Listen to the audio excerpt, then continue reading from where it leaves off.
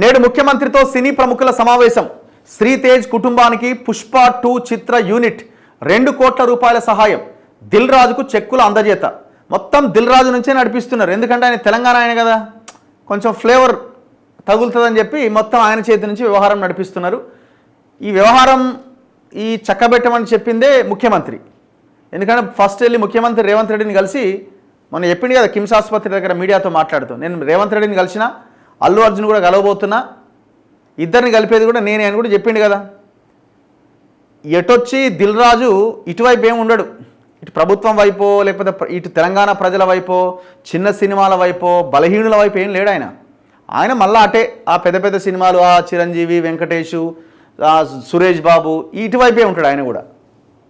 ఆయనని Telangana film development corporation చైర్మన్గా చేశారు. అరే చిన్న సినిమాలను బతికించడంలో, నాశనం చేయడంలో మొదటి పాత్ర ఆ నలుగురు ఒకటి దిల్ రాజు. సరే అది పక్కన పెడితే ఇవాళ సమావేశం కాబోతున్నట్టు ముఖ్యమంత్రితో అయిపోయింది. ఈ రోజుతో కథం. ఏం జరిగింది? ప్రభుత్వానికి వచ్చిన లాభం ఏంది? ప్రభుత్వానికి వచ్చిన లాభం ఏంటంటే ముఖ్యమంత్రి చాలా స్ట్రాంగ్గా డిఫెండ్ చేసిండు, ఎవరినైనా వదిలిపెట్టడు అన్న ఒక సిగ్నల్ ఇచ్చిండు. బయట చర్చ అంటున్నాను, ఏం పాజిటివ్ పాయింట్స్ వీళ్ళకి వచ్చినాయి, ఏం అడ్వాంటేజ్ అయిందంటే ఒక పెద్ద సమస్యను తెచ్చి మన ముందు ఎత్తేస్తే దాదాపుగా 10-15 రోజుల పాటు దీని మీద మనం చర్చించుకున్నాం, దీని మీదనే మనం మాట్లాడినాం. మిగతా ఇష్యూస్ అన్నీ సైడ్ అయిపోయినాయి. అండ్ ఇంకొక వైపున ఈ సినిమా ఇండస్ట్రీ వాళ్ళు ఇప్పుడు చూడండి దారికి వచ్చినట్టే కదా.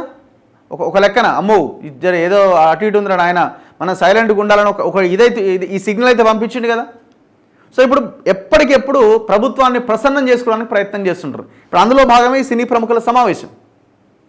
ఇక్కడ పోయి మీటింగ్ పెట్టి బస్ సార్ మీరు చాలా గొప్ప సార్, మీరు అది సార్, మీరు ఇది సార్. చూడలేమన్నా జగన్మోహన్ రెడ్డి దగ్గర పోయి చిరంజీవి లాంటి వాళ్ళు ఎట్లా మాట్లాడిరు? ప్రభుత్వాలను మీరు ఆకాశానికి ఎత్తడం కాదు, ప్రభుత్వాలను ప్రశ్నించాలా. ఆడ తమిళనాడులో ఉన్న హీరోలను చూసి నేర్చుకోండి. మీరు హీరోలు ఎట్లయితే జీరోలు మీరంతా, వాళ్ళు ఎవరు హీరోలు కాదు. రంగులు వేసుకొని యాక్టింగ్ చేసేటోళ్ళు హీరోలు ఎట్లయితారు? ముఖ్యమంత్రి రేవంత్ రెడ్డితో సినీ ప్రముఖులు గురువారం సమావేశం కాబోతున్నారు. సంధ్యా థియేటర్ వద్ద తొక్కిసలాటలు, అల్లు అర్జున్ అరెస్టు అనంతర పరిణామాల నేపథ్యంలో ఈ సమావేశానికి ప్రాధాన్యం ఏర్పడింది. తాజా పరిణామాలు, చిత్ర పరిశ్రమ అభివృద్ధి తదితర అంశాలపైన ఇందులో చర్చించే అవకాశం ఉంది. ఇప్పుడు చిత్ర పరిశ్రమ అభివృద్ధి అంటే ఎవరు అభివృద్ధి? 4 కుటుంబాల అభివృద్ధేనా? 4 కుటుంబాల అభివృద్ధి, ఒక కులం అభివృద్ధి, అంతే కదా. మరి ఎవరున్నారు అందులో? ఎవరున్నారు? ఆ చిత్ర పరిశ్రమలో తెలంగాణ వాళ్ళనే కాదు, ఆంధ్రాలకు చెందినటువంటి బలహీన వర్గాలు, ఆ చిన్న ఆర్టిస్టుల జీవితాల గురించి ఏనాడైనా మాట్లాడిరా? చిత్రపురి కాలనీ అని, ఇక్కడ చిత్రపురి కాలనీ అప్పుడు ఆయన విలన్గా ఉన్న ఆయన ఎవరు, ప్రభాకర్ రావు అని ఒక ఆయన చెన్నై నుంచి హైదరాబాద్కు వచ్చినప్పుడు ఆయన కృషితోటి ఇక్కడ ఒక 60 ఎకరాల భూమి ఇచ్చింది గవర్నమెంట్ ఆనాడు మణికొండ దగ్గర.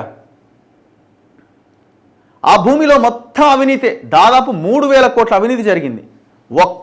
ఒక్క హీరో అయినా, ఒక్క నిర్మాత అయినా, ఈ దిల్ రాజు అయినా, ఇంకెవరైనా ఒక్కడన్నా మాట్లాడిండా? ఎవరికి పోయినాయి? అంత ఎన్ఆర్ఐలు, అడ్వకేట్లు, పోలీసులు, మొత్తం కొంతమంది జర్నలిస్టులు, వీళ్ళు అంత పంచుకున్నారు. అలా అసలైన సినిమా వాళ్ళకి అక్కడ ఒక్క ఇల్లు దొరకలే. ఏనాడనే వీళ్ళు మాట్లాడిరా? వాళ్ళ సంక్షేమం గురించి ఆలోచించిరా? నో. నా సినిమాకు టికెట్ల రేట్లు పెంచాలా, నాకు ఈడ థియేటర్ ఉంది, ఆడ థియేటర్ ఉంది, ఈ మల్టీప్లెక్స్లలో రేట్లు పెంచాలా?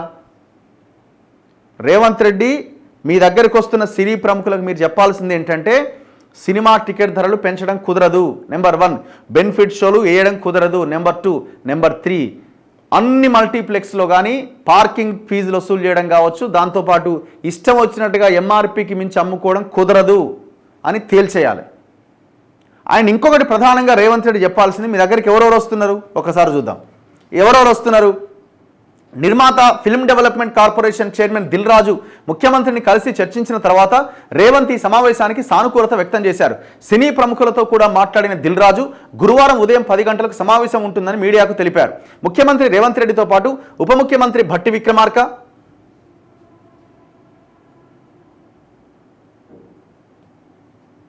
ఏడుంది ఇది, రోడ్లు, భవనాలు, సినిమాటోగ్రఫీ మంత్రి కోమటిరెడ్డి వెంకటరెడ్డి ఈ సమావేశంలో పాల్గొనే అవకాశం ఉన్నది.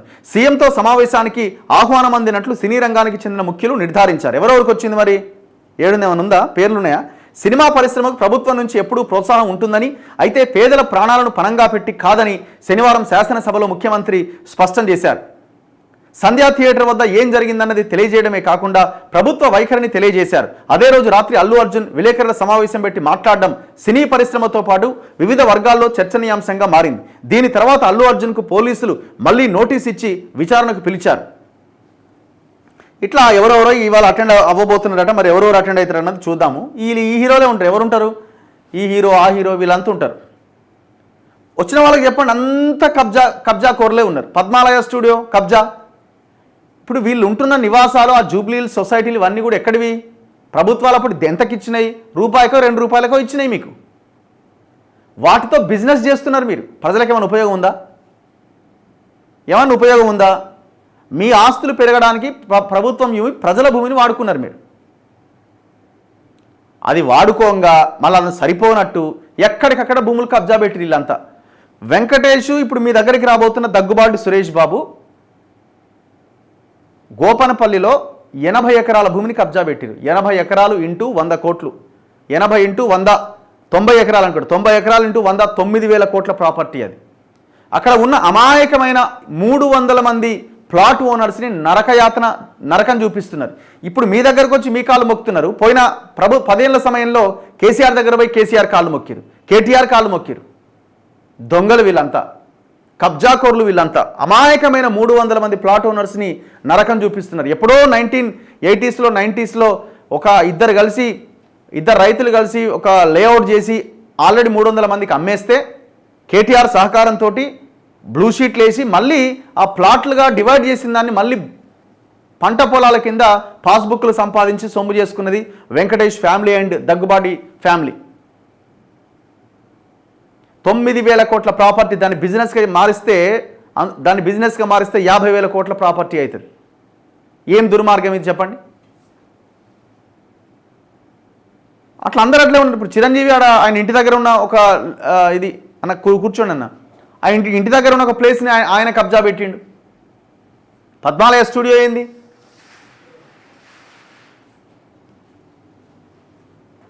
సో వాళ్ళకి బుద్ధి చెప్పండి. ఫస్ట్ వాళ్ళకి బుద్ధి చెప్పండి. వాళ్ళేమి అడక్క తింటలేరు, లేకపోతే ఇంకోటి కాదు. ఇప్పుడు నవ్వుకుంటా ఫోటోలు దిగుతారు. ఇక ఇటు గవర్నమెంట్, ఇటు హీరోలు, అయిపోయా.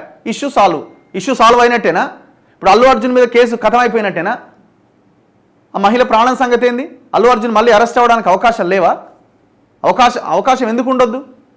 100% అరెస్ట్ కావాల్సిందే. మోహన్ బాబు ఇష్యూ ఏమైంది?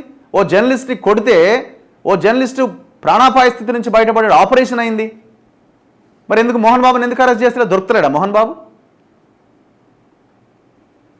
ఇదంతా వాళ్ళని దారిలోకి తెచ్చుకోవడానికి జరుగుతున్న ఒక ప్రక్రియ తప్ప ఇంకొకటి ఏముంది?